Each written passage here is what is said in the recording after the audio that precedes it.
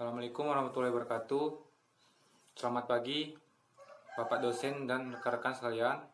Perkenalkan, nama saya Radiansa, Taruna Politeknik Kelautan dan Perikanan Aceh, Prodi Permesinan Kapal atau PMK.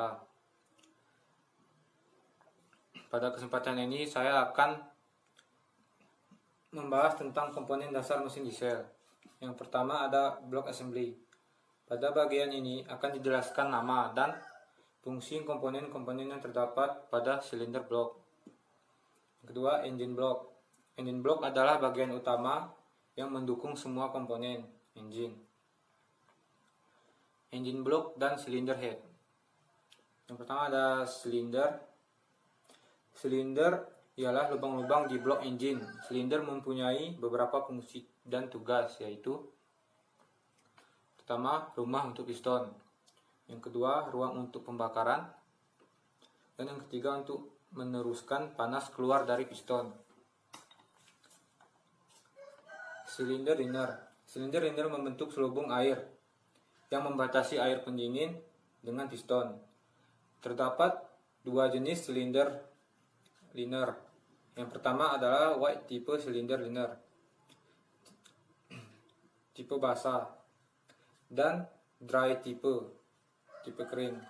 Liner basah mempunyai o-ring yang menyekat selubung air dan mencegah bocornya pendingin. Dry liner atau biasa juga disebut sleeve dipakai untuk memperbaiki paren bor yang mengalami kerusakan. Liner semacam ini disebut dry karena sangat merapat dan dinding lubang silinder di blok engine tanpa ada air yang berkontak langsung dengannya. Yang kedua ada piston. Dry terpasang sempurna di dalam tiap silinder liner, di mana bisa bergerak ke atas dan ke bawah. Selama proses pembakaran, bagian atas piston merupakan dasar dari ruang bakar. Berdasarkan cara pembuatannya, piston dapat dibagi menjadi 4. Yang pertama, cast aluminium crown dengan forged aluminium skir, di mana kedua bagian tersebut disambung dengan pengelasan elektron beam. Yang kedua, composite steel crown dan aluminium skir yang dibaut menjadi satu. Ketiga, articulate forged steel crown dengan beam bore dan bushing, di mana cast aluminium skir terpisah menjadi dua bagian.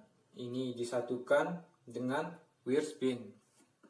Yang keempat, tipe yang umum ialah piston tunggal cast aluminium dengan piston ruang belt sabuk baja sebagai tempat ring piston. Berdasarkan sistem bahan bakar dan bentuk ruang bakar, maka dikenal dua macam piston, yaitu pre-combustion piston mempunyai head block pada crown. Yang kedua, direct injection piston tidak mempunyai head plug.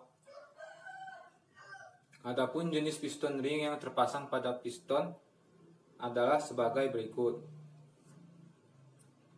Compression ring atau ring kompresi, berfungsi untuk menyekat ruang bakar bagian bawah guna mencegah kebocoran kompresi dan gas hasil pembakaran melalui piston.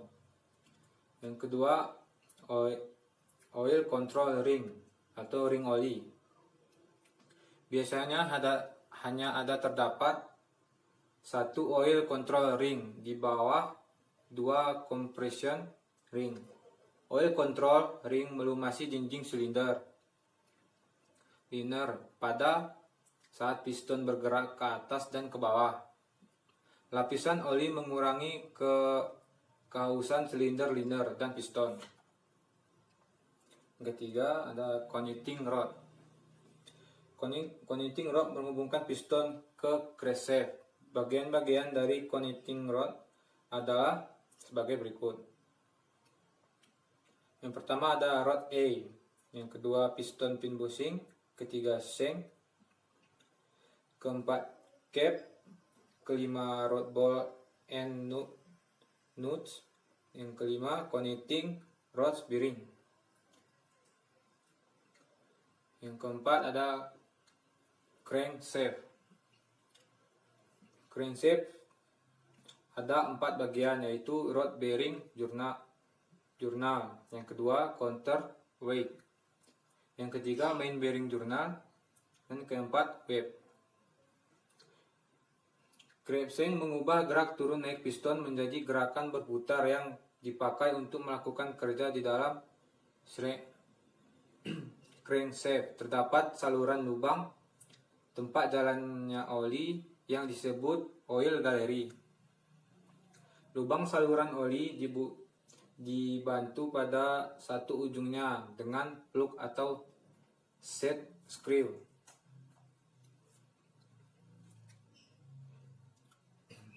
Oil pasek di dalam crankshaft. Untuk mengurangi gerak maju atau mundur pada crankshaft, gerakan maju mundur crankshaft tersebut bisa disebut end play, maka dipasanglah trus main bearing. Ada 2 macam trus main bearing, yaitu yang pertama insert bearing atau 2 buah, yang kedua flag truck bearing 1 buah, yang kelima ada flywheel atau disebut roda gila, dibautkan pada bagian belakang crankshaft. Di dalam rumah flywheel, crankshaft memutar flywheel pada langkah tenaga, dan gaya momentum flywheel menjaga crankshaft tetap berputar mulus pada langkah hisap, kompresi, dan langkah buang. Keenam, fungsi flywheel ada 3, yaitu yang pertama menyimpan energi untuk momentum di antara langkah tenaga. Yang kedua, membuat putaran crankshaft supaya halus. Yang ketiga, memindahkan tenaga mesin, torque converter, atau beban lain. Pada bagian luar terdapat komponen ring gear melingkari flywheel. Ring gear dipergunakan sebagai roda gigi yang spline dengan pinion. Starting motor untuk start engine. Yang ketujuh ada camshaft. Camshaft digerakkan oleh roda gigi crankshaft. Bila crankshaft berputar, maka crank lobe berputar. Komponen valve atau klip yang terhubung ke camshaft akan ikut bergerak naik dan turun. Bila permukaan lobe berada di atas, valve akan terbuka. Putaran camshaft adalah setengah putaran crankshaft, sehingga valve membuka dan menutup pada waktu yang tepat selama proses 4 langkah. Bagian camshaft yang mendorong valve adalah lancet lobe. Masing-masing lobe mengoperasikan 1 intake dan 2 exhaust valve untuk setiap silinder. Beberapa macam memiliki lobe untuk menyemprotkan bahan bakar. Lobe ini akan menekan unit injektor. Lobe tersebut akan mengatur kapan bahan bakar disemprotkan ke combustion chamber. Yang ke-8 ada setiap lobe terdiri dari 3 bagian utama, yaitu yang pertama ada base circle, kedua ada rams, ketiga ada nose. Jarak dari base circle ke puncak nose disebut lift. Cam lift menentukan beberapa jauh valve dibuka. Selain itu, bentuk kelandaian rem juga menentukan kecepatan membuka dan menutup valve. Sedangkan bentuk nose akan menentukan beberapa lama valve tersebut membuka penuh. Misal, kecepatan atau waktu yang ditentukan untuk bergerak dari valve tertutup menjadi terbuka penuh. Yang kedua, lamanya atau duration valve dalam keadaan terbuka.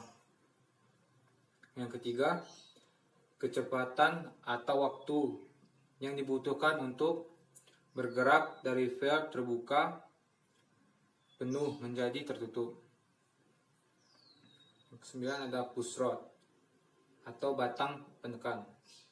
Push rod adalah pipa baja dengan dudukan di kedua ujungnya. Camshaft menggerakkan push rod sehingga mengangkat rocker arm. Yang ke-10 ada valve lifters.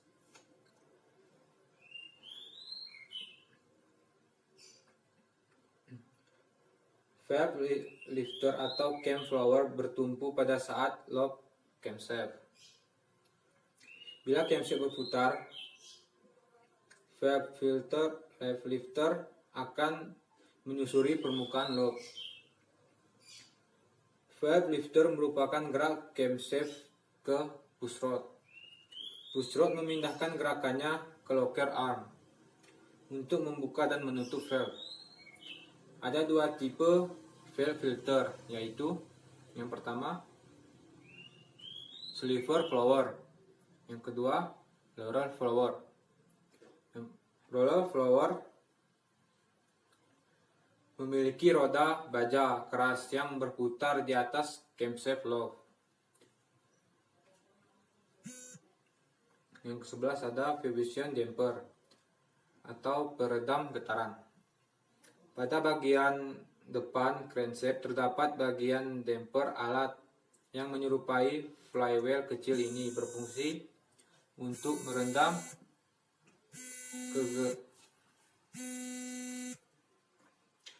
getaran yang terjadi akibat putaran crankshaft torsional vibration. Vibration damper. Ada dua jenis peredam getar, yakni peredam karet atau rubber damper, yaitu peredam yang menggunakan karet padat untuk menyerap getaran.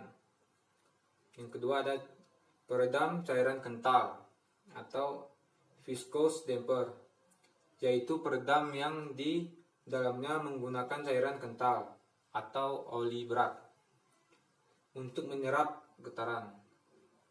Cylinder head dan komponennya dirancang agar valve dapat membuka dan menutup bagian timing yang tepat, dan agar bahan bakar disuntikan pada waktu yang tepat sehingga didapatkan kemampuan puncak dari engine. Yang termasuk perangkat valve train antara lain yaitu yang pertama cylinder head, yang kedua valve cover atau tutup klep, yang ketiga bridge, keempat valve spring assemblies, yang kelima valve guide, yang keenam valve seat insert, yang ketujuh valve, yang kedelapan rocker arm, dan yang terakhir adalah gear train assembly. Gear train assembly dihubungkan untuk memindahkan tenaga dari crankshaft ke komponen antara lain dari engine. Gear train assemblies bisa berlokasi di bagian depan dan belakang engine.